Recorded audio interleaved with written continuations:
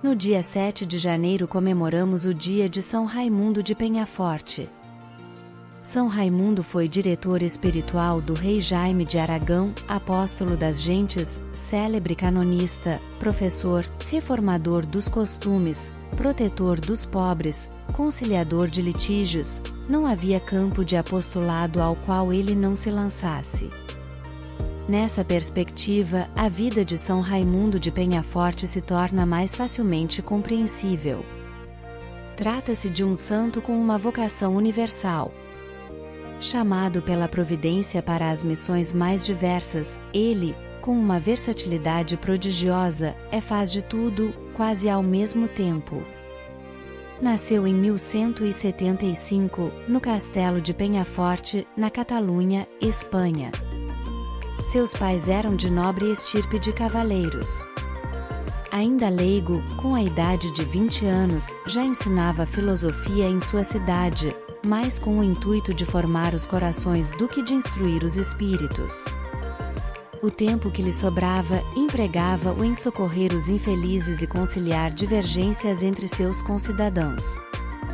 Aos 30 anos ingressou na Universidade de Bolonha, onde estudou direito canônico e civil com tal êxito que não tardou em doutorar-se e passar de aluno a mestre. As qualidades e virtudes do piedoso doutor faziam dele um dos mais belos ornamentos da famosa universidade. Em pouco tempo, sua reputação já alcançava países distantes. Em 1219, o bispo de Barcelona, Dom Berenguer, foi a Bolonha, com o objetivo de levar consigo Raimundo para sua diocese. Bem sabia o prelado quanto este lhe seria valioso instrumento para a reforma dos costumes, reafervoramento do povo e até mesmo do clero da Catalunha. O famoso professor, entretanto, não se mostrava disposto a abandonar seu campo de trabalho, onde podia fazer tanto bem para a salvação das almas. O bispo, porém, sabia como tocar as cordas sensíveis do santo. Após expor-lhe as prementes necessidades da igreja em Barcelona, afirmou que ele tinha uma particular obrigação de atender primeiro seu país natal. Depois lhe mostrou o perigo de se afastar do caminho de Deus, ao qual ele ficaria mais exposto se seguisse apenas sua própria vontade. E encerrou com o seguinte argumento: em Bolonha, o brilho de sua reputação lhe atraía tão grandes aplausos que não poderia deixar de aumentar desmedidamente suas ocupações, com prejuízo da vida interior.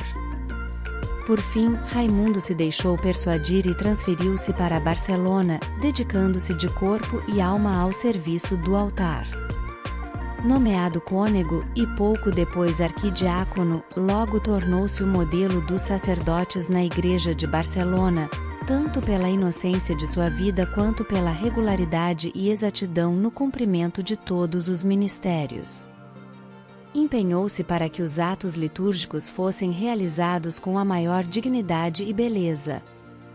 Autorizado pelo bispo, promoveu pela primeira vez a celebração da festa da Assunção de Nossa Senhora, com ofício solene. Raimundo estava sempre pronto a socorrer os indigentes e auxiliar a todos quantos iam consultá-lo. Em pouco tempo fez-se amado e respeitado por todos. O exemplo de suas virtudes contribuiu mais para a reforma dos costumes que toda a autoridade da qual fora revestido pelo bispo. Mas o desejo de levar uma vida mais perfeita, mais penitente e menos exposta aos olhos dos homens, cujos louvores temia, o impelia a procurar um estado de maior dedicação. Quando professor em Bolonha, testemunhara as grandes virtudes de São Domingos e os milagres que Deus realizava por meio desse santo. Era grande admirador da vida angélica dos primeiros dominicanos estabelecidos em Barcelona. Dócil à voz de Deus que o chamava a ser como eles, recebeu o hábito religioso de São Domingos na Sexta-feira Santa de 1222, na idade de 47 anos. Seu exemplo atraiu para a ordem dominicana vários personagens ilustres, como Pedro Ruber, Raimundo de Rosanes e outros piedosos eclesiásticos, cuja vocação e talento deram novo brilho à ordem em toda a Catalunha. Esse novo estado de vida foi para ele um acréscimo de fervor e uma escola de perfeição. As graças que recebia na oração aumentavam-lhe sempre o desejo de se mortificar e tornar-se útil no serviço da Igreja e do próximo. Os superiores valeram-se sabiamente de tais disposições para fazer frutificar suas qualidades. Tendo ele rogado que lhe impusessem uma severa penitência para expiar, segundo dizia, as vãs complacências que tivera ensinando no mundo, ordenaram-lhe que compusesse um compêndio dos casos de consciência, para facilitar a delicada missão dos confessores. Frei Raimundo executou esse trabalho com admirável exatidão, apresentando de forma ordenada os casos de consciência e dando a solução para cada um deles, com base nos ensinamentos das Sagradas Escrituras, nos cânones das leis eclesiásticas, na doutrina dos padres da Igreja e nos decretos pontifícios. O Papa Clemente VIII fez grandes elogios a essa obra, afirmando ser ela igualmente útil aos penitentes e necessária aos confessores. Conhecedor da grande ciência de São Raimundo de Penhaforte, o Papa Gregório XI chamou-o a Roma como penitenciário papal e lhe deu a incumbência de realizar um trabalho de proporções universais, a compilação da vasta legislação canônica então em vigor. Dela se desincumbiu o insigne canonista dominicano com o zelo e a competência de costume. Em 1234 apresentou ao pontífice a obra concluída. Sob o título de Decretais, essa codificação vigorou na Igreja até 1918, quando foi publicado o primeiro Código de Direito Canônico. Em 1238 foi eleito Superior Geral dos Dominicanos. Desejoso, porém, de dedicar-se por inteiro ao apostolado de conquista de almas para Jesus Cristo, pediu e obteve dispensa desse cargo. O zelo da salvação das almas o devorava.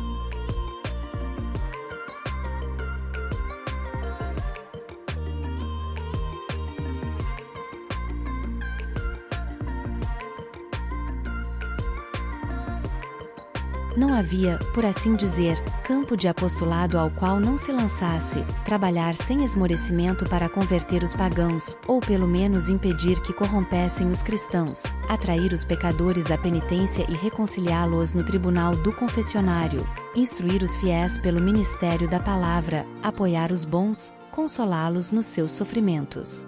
Obter para os pobres as esmolas e os auxílios dos ricos, nada era demasiado para o desejo de salvar almas, que nele crescia mais e mais. São Raimundo de Penhaforte é um dos mais esplendorosos exemplos de confirmação das palavras de Cristo: aquele que crê em mim fará também as obras que eu faço, e fará ainda maiores do que estas. O rei Jaime de Aragão era senhor da ilha de Maiorca, localizada no mar Mediterrâneo a 360 quilômetros de Barcelona. Numa de suas viagens a essa ilha, convidou para acompanhá-lo Frei Raimundo, que na época exercia as funções de capelão da corte. Durante o percurso, o monarca, cujo procedimento moral muito deixava a desejar, tentou forçar a consciência do santo, exigindo que ele complacentemente fizesse vistas grossas a esse mau proceder. O homem de Deus resistiu com vigor, chegando a ponto de pedir licença para descer do navio, em pleno mar, e retornar a Barcelona. O rei negou autorização para essa loucura que para o santo, entretanto, parecia coisa simples, uma vez que Jesus veio até seus discípulos caminhando sobre as águas do mar. Confiante em Deus, ele respondeu ao monarca: um rei da terra me fecha a passagem, mas o rei do céu há de me abrir caminho melhor, ou por outra, ele próprio é meu caminho. Porém o rei, à negativa de autorização, acrescentou uma ameaça de pena de morte, caso o santo tentasse fugir. E ao desembarcar na ilha, Frei Raimundo notou que uma escolta armada havia sido incumbida de guardá-lo para impedir sua fuga. Após, com sua acolhedora bondade, conquistar a confiança dos guardas, manifestou-lhes o desejo de rezar andando pela praia. Eles consentiram. Afinal, pensavam o que poderia fazer esse bom frade, desarmado, para escapar de nossa vigilância.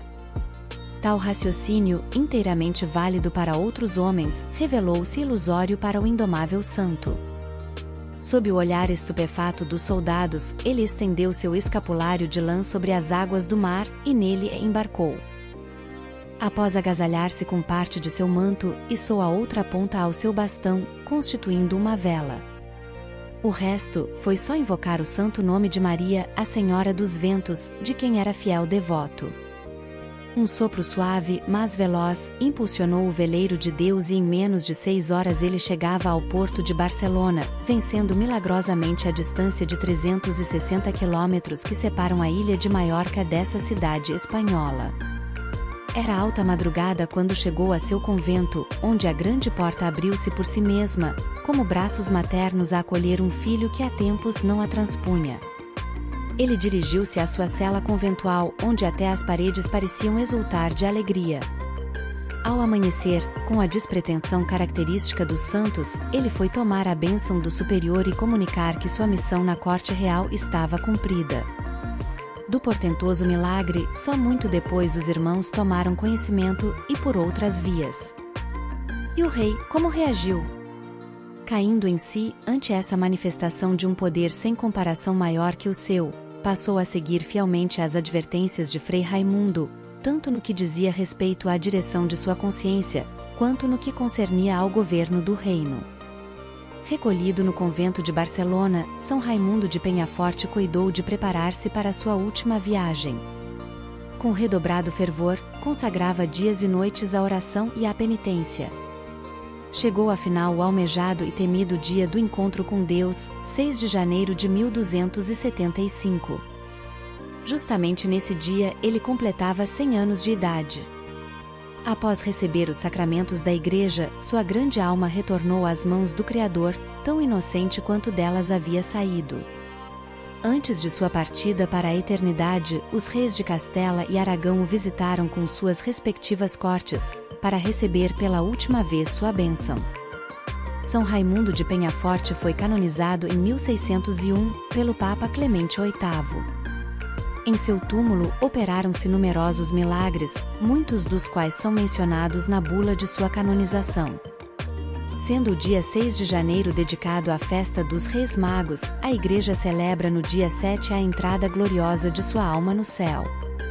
São Raimundo de Penhaforte está também na origem da Ordem de Nossa Senhora das Mercês, cujas constituições foram redigidas por ele.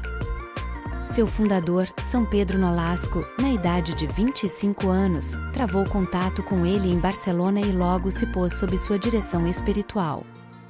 O milagre das cadeias de São Pedro, narrado nos Atos dos Apóstolos, serviu de inspiração para a fundação de uma ordem religiosa com o objetivo de resgatar esses infelizes cativos.